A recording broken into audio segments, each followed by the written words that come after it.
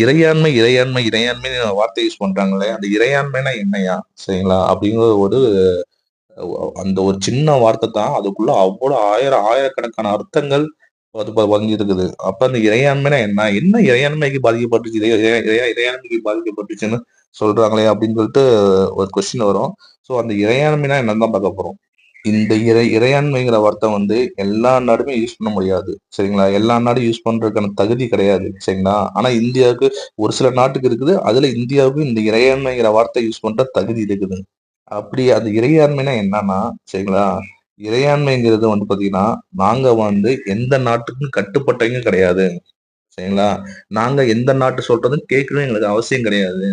எங்களுக்கு என்ன தோணுதோ அத நாங்க பண்ணுவோம். சரிங்களா? எந்த நாட்டுக்கு நாங்க வந்து சலிச்சவங்களே கிடையாது. சரிங்களா? எங்களுக்கு நாங்க தான் வந்து அரசன், நாங்க தான் எல்லாமே. சரிங்களா? எங்களுக்கான முடிவுகள் வந்து நாங்க தான் எடுக்கோம். நாங்க தான் எடுப்போம்.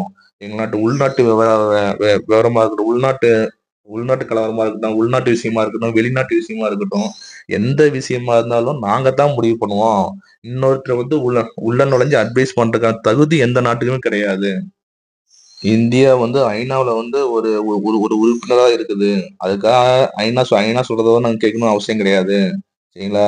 நாங்க வந்து வந்து ஒரு சுதந்திரமான நாடு. சரிங்களா? நாங்க யார் சொல்றதையும் கேட்க மாட்டோம். சரிங்களா? ஒரு அ முன்னாடி பார்த்தோம்னா, எங்க முன்னோர்கள் வந்து ஒற்றுமையா இல்லாத காரணத்தினால வந்து எவனோ ஒருத்தன், ஒரு பிரிட்டிஷ்காரன் வந்து எங்கள வந்து 200 வருஷம் அடிமைப்படுத்தி வச்சிருந்தான். சரிங்களா? சுதந்திரம் இல்லாம அவன் சொல்றத நாங்க கேட்டுட்டு இருந்தோம் நாங்க. சரிங்களா? அவன் சொல்றது தான் நாங்க கேட்டுட்டு இருந்தோம் நாங்க. நாங்க சுதந்திரம் ஆயிட்டோம் இப்ப நானு. ஆனா எவன் சொல்றதும் நாங்க கேட்க மாட்டோம் நாங்க. நாங்க சுதந்திரமா இருப்போம். சரிங்களா? யாரும் எங்கள எதுவும் கேட்க முடியாது. அதுதான் வந்து இது இறையாண்மைங்கிற அர்த்தம். அதாவது இறையாண்மைங்கிற வார்த்தை என்னன்னா, சரிங்களா?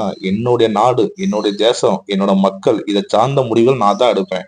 என்னோட நாட்டு நிலப்பரப்புக்கோ, என் மக்களுக்கோ, அங்க இருக்க பறவை, விலங்குக்கோ ஏதாவது ஒரு சின்ன கீறல் ஏற்பட்டா கூட வச்சுக்கயே, அது யாரா இருந்தாலும் நாங்க வந்து சும்மா விடமாட்டோம். எவனா இருந்தாலும் வந்து அதுக்கு நாங்க வந்து எதிர்ப்போம். ஆ அதுதான் வந்து இறையாண்மை. இறையாண்மைங்கிறது நாங்க எந்த நாட்டுக்கும் கட்டுப்பட்ட நாடு இல்ல. இந்தியா என்பது ஒரு சுதந்திரமான நாடு அப்படிங்கிறது அர்த்தம். சரிங்களா?